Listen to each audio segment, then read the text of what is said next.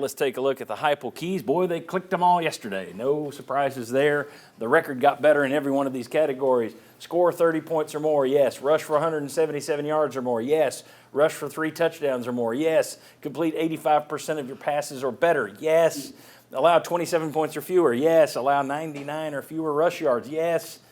Allow 349 or fewer total yards, yes. Commit 8 or fewer penalties, yes. So, big week for cooking the numbers there with the Heupel keys. Now let's talk about Georgia's keys. I went back over the last 4 years. I didn't get 2020. It gets a little wonky with that COVID year, so I just started 2021. It's Heupel's year, so let's look at that. All of the Georgia losses over those 4 years. It didn't take me long because there's only been 5. 5 losses, all right? And I wanted to see, are there any things that stand out? There are a few, but there aren't many. There aren't many, oh, well, when they lose, this happens. Like, no, not always. Let me take a look here. Let me show you the look at the blueprint. They've had 5 losses since 2021, 3 of them last season. 3 of them have been to Alabama. Ole Miss and Notre Dame were the other 2 last year, but they've had 3 losses of their 5 to Alabama. All of them were away from Athens, none of them at home.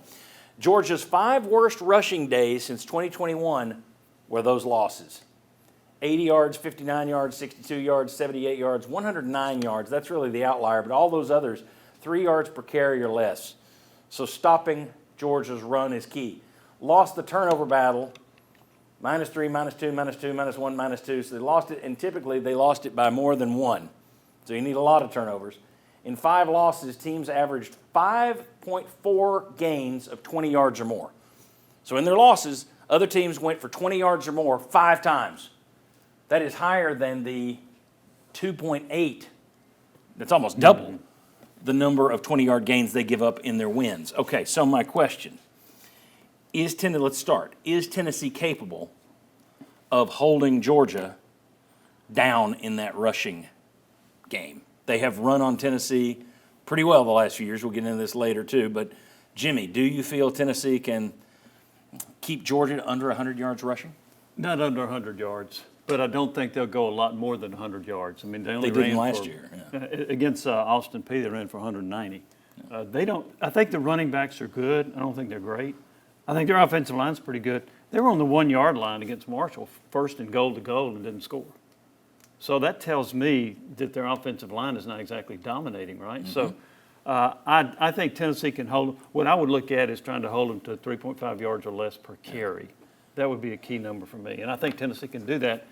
If they're healthy. Yeah, if they're healthy. Because there was another player on the defensive line that didn't play yesterday. I think we know Tim Banks can force turnovers, and Georgia had two different backs fumbled yesterday to kill 2 drives. Right. Yep. Okay, so we think, Will, do you agree that tell me what you think about the run game. Can Tennessee slow them like we looked at in some of those numbers? I think they have the ability to slow them and be able to do that. I think where you got to worry about is we've had some trouble on some kickouts to the weak side with the ends getting too wide at times. Sometimes they're coming underneath too much. So we've got some things we got to clean up. But I do think, does this team's ability and talent level, could you see a scenario where they hold Georgia to, I don't, like I said, agree with Jimmy, I don't think it's under 100 yards, but in the 100 to 120 kind of yards, yes, I think you can. Okay, and then, so that's, yes, they can stop their run. Yes, we know they can force turnovers, and part of that's on Georgia, and they're turning the ball over. I'm going to give you the last one. Can Tennessee's offense create 5 plays of 20 yards or more? So I think, yes, I think they can. But I think it's going to have to be, we saw Georgia 2 years ago here, first play busted wide open. Now, Georgia made quick adjustments after that.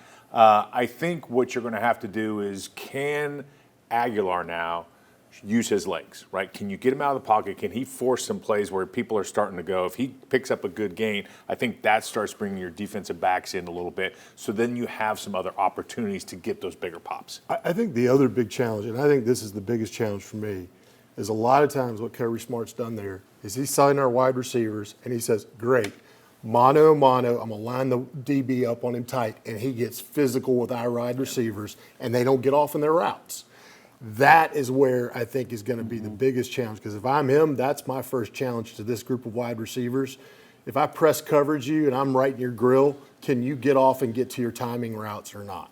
Other thing I would say, Star Thomas out of the backfield catching the ball. I think his athletic ability and his speed. I think that's another place. If you know they're playing mano a mano, they got 5 in the box, okay, or 6 in the box. We're going to run. Who's going to key on him? Can he beat that linebacker one-on-one out into the open field?